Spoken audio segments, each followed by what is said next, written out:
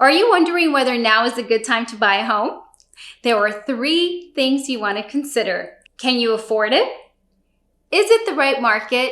And is it the right time of year? Stay tuned. We're going to take a deep dive on these 3 questions.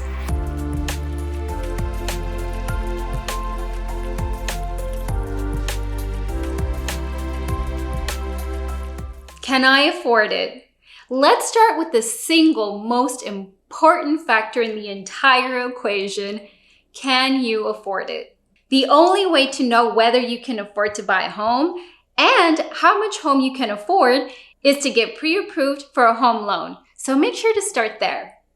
If you can afford to buy a home, you should, period.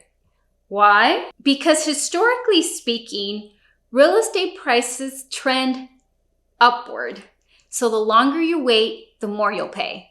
Now I know what you're thinking, but Melissa, I've read in the news that prices are going down and then they're going up, and sometimes the market's great and sometimes it's not so great. What about that? While it is true that the real estate market has peaks and valleys, it's really important to remember what that means on a grand scale. When we're talking about real estate prices, it's important to remember that the peaks and valleys don't work like this. Meaning, if a home was $5 this year and it went up to $10, it'll come back to $5. $10, $5, $10, $5. This is not the trajectory of the real estate market, but rather the peaks and valleys happen like this. As the world gets more expensive and we account for inflation, the overall trajectory and trend is upward. So even the dip in this market is still more expensive than the dip in this market. Bottom line, housing prices will always be more expensive overall in the future, period. At this point, you might be wondering, well, what about the housing crash of 2008? Well, the crash of 2008 was a once-in-a-lifetime catastrophe, and I really do not recommend hinging your entire homeownership journey on a once-in-a-lifetime catastrophe. Is it the right market? When we as buyers ask, is this the right market? What we're truly asking is, can I get a deal? And can I get a better deal tomorrow versus the kind of deal I can get today? This is called timing the market. And I'll let you in on a little secret. It's not an effective strategy. It's not. Not only is the real estate market impossible to predict, but the truth is that there are pros and cons in every market. Let's get into it. We'll start with the seller's market.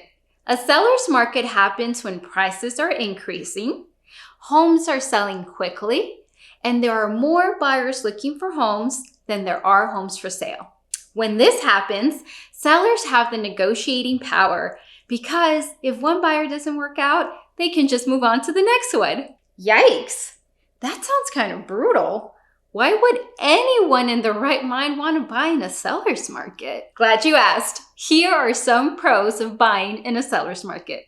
Interest rates tend to be lower in a seller's market, so you'll pay less for your home over the 30-year span. Homes are appreciating in a seller's market, so the home you buy today will be worth more soon after you buy it. You immediately start building equity and wealth. Real estate cycles are long. They can last anywhere between 5 to 10 years. So if you're in the seller's market, it's likely that you'll be waiting up to a decade before that changes. What that means is that unless you're willing to wait for an entire decade before buying a home, it's best to do it ASAP. Prices are doing this in a seller's market. You want to buy when the prices are down here somewhere, not up here at the peak. The second type of market is a buyer's market. This happens when prices are plateauing or declining, homes are taking a long time to sell, and there are way more homes on the market for sale than there are buyers interested in buying them.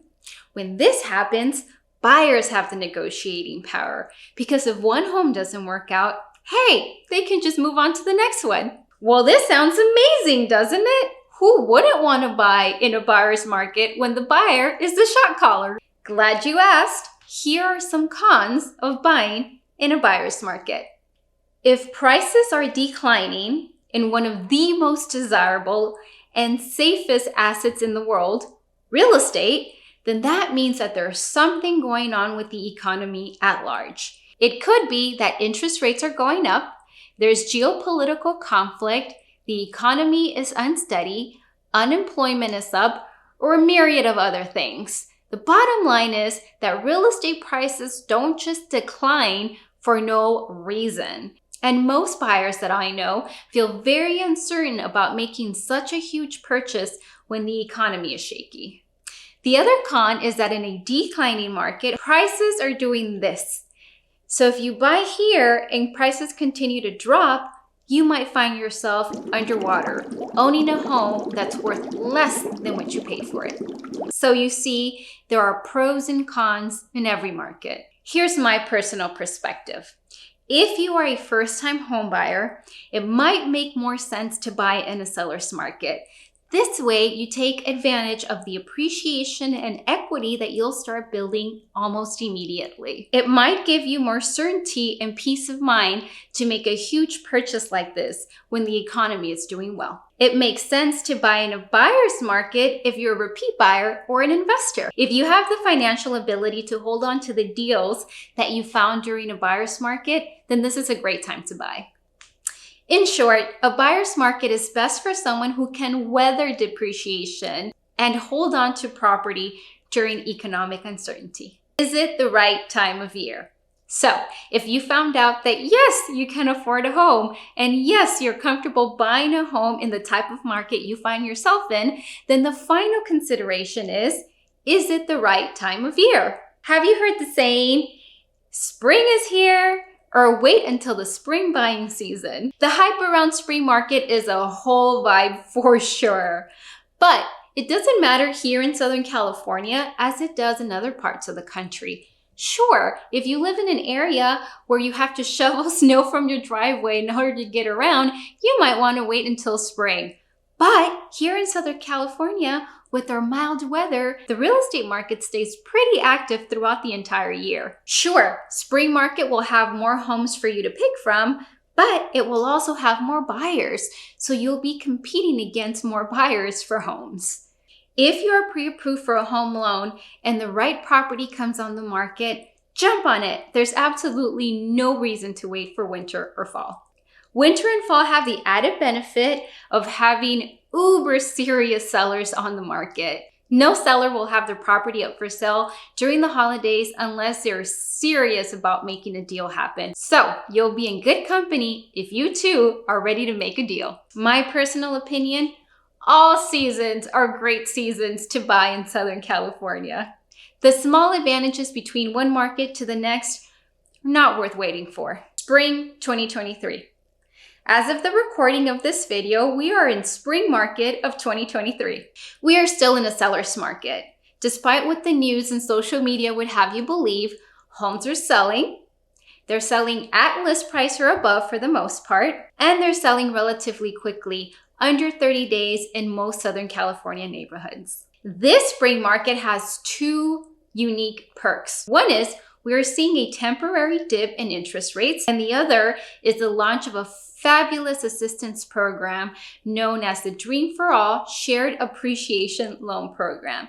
This program is granting first-time homebuyers 20% to use towards a down payment and closing costs. These two perks together make it a great time to buy. So we talked a lot about timing, but are you wondering what the minimum requirements are to buy a home? Make sure to watch my video, Minimum Requirements to Buy a Home. I'm Melissa Urena, Long Beach local and SoCal realtor. My passion is helping future homeowners like yourself go from first home to forever home. Make sure you like and subscribe for more tips on buying and selling in Southern California.